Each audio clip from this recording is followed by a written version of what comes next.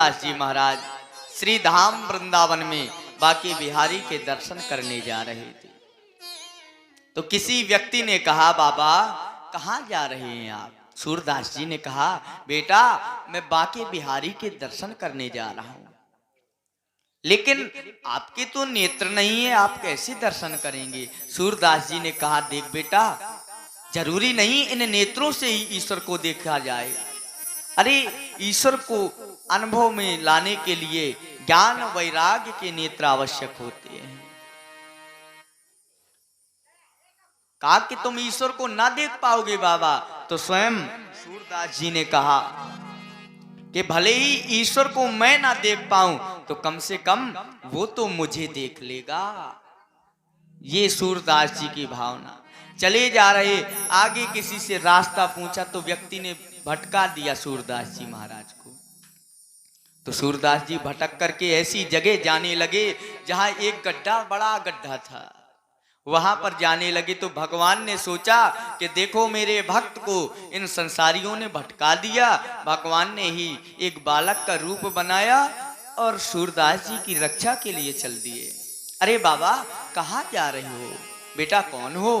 मैं बिहारी जी के दर्शन करने जा रहा हूँ। लेकिन वहां तो बिहारी जी नहीं, वहां तो गड्ढा है, प्राण जा सकते हैं आपके।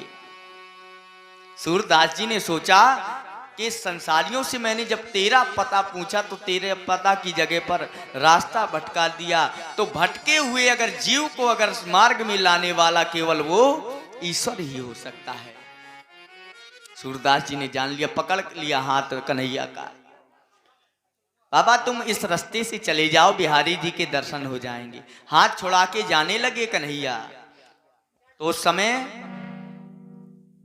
सूरदास जी ने कहा, लाला मैं तुझे पहचान गया, तू कोई साधारण ग्वाला नहीं, तू तो मेरा कन्हैया ही है, मेरी रक्षा के लिए आ गया। कन्हैया ने कहा, ना बाबा मैं तो केवल इस ब्रज का एक ग्वाला हूँ, साधारण। बोले ब्रज का ग्वाला नहीं तू, ब्रज के ग्वाल से मैंने पता पूछा था, ढूंढा तेरा पता तो मेरा पता नहीं था, जब मिला तेरा पता तो फिर मेरा पता नहीं था। यही भक्त की पराकाष्ठा होती है। ढूंढा तेरा पता। अगर भगवान के यहां पर जाना है, खुद का अगर पता आप ढूंढने जाएंगे तो ईश्वर को भूल जाएंगे, ईश्वर का पता नहीं मिलेगा। यदि एक बार व्यक्ति के जीवन में ईश्वर का पता मिल जाए, ब्रह्म का पता पड़ जाए, तो खुद का पता नहीं रहता है। सूरदास जी ने कहा, लाला तू जा तो सकता है मुझे छोड़कर, कि हाथ छुड़ाए जाते हो निर्बल जान के मोय, हृदय से यदि जाओगे तो सबल जान हो तो। अरे लाला तू हाथ छुड़ा करके तो जा सकता है, लेकिन अगर मेरे हृदय से निकल कर दिखा दे तो मैं तुझे सबल मान लूंगा। बिहारी जी ने कहा, बाबा तुम्हारे हृदय में वास्तव में मेरे प्रति कितनी कृतज्ञता है। सूरदास जी परम अनन्य भक्त थे, नेत्र नहीं फिर भी भगवान की लीलाओं का गुणानुवाद बहुत किया है। उन्होंने भगवान को कभी देखा नहीं, लेकिन भगवान को महसूस किया है सदैव। क्या नेत्रों से सूरदास जी ने कभी देखा कि भगवान किस आंगन में कैसे खेल रहे, लेकिन फिर भी भगवान के सुंदर पदों का वर्णन किया है सूरदास जी महाराज ने, कि कंचन कनक नंद के आंगन बिंब पकड़िबे धावत, किलकत कृष्ण घुटुरु अन्यावत। मानो सूरदास जी वर्णन करते हैं कि सुंदर नंद जी के आंगन में कन्हैया जब घुटनों के बल चलते हैं तो उनका प्रतिबिंब, खुद का प्रतिबिंब पकड़ने को दौड़ते हैं, कि चलते हसत राजत द्वय दतियां, पुण्य पुण्य मागे अवगात, किलकत कृष्ण घुटुरु अन्यावत।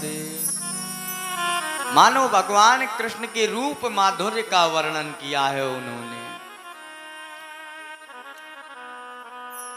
और जब नाम रूपी पुरुषार्थ प्राप्त हो जाएगा, रूप रूपी पुरुषार्थ प्राप्त हो जाएगा, परमात्मा की जो संसार की लीला का अनुकरण कर लोगे तो अंत में केवल एक ही मार्ग बचेगा, वो है धाम जो सबके लिए सुलभ है।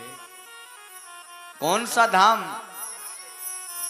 कि साधान्य धाम मोक्ष कार्य द्वारा,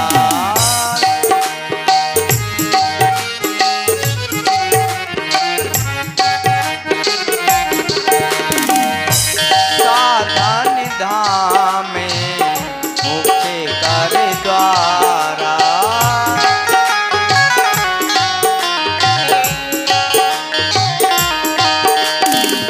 पाई न जेहि परे लोके सवारा,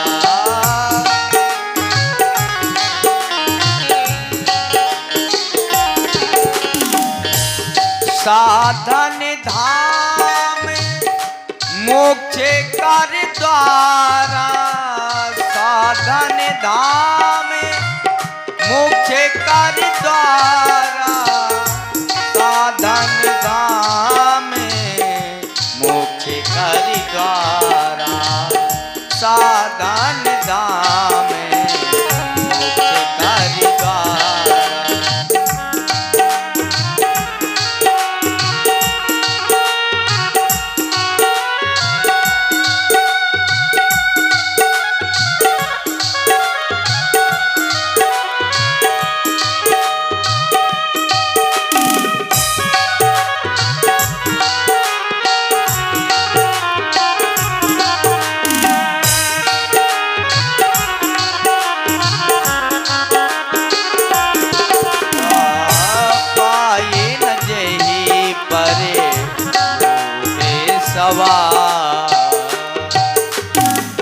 केवल एक ही धाम बचता है जब परमात्मा की भक्ति से हम परिपूर्ण हो जाते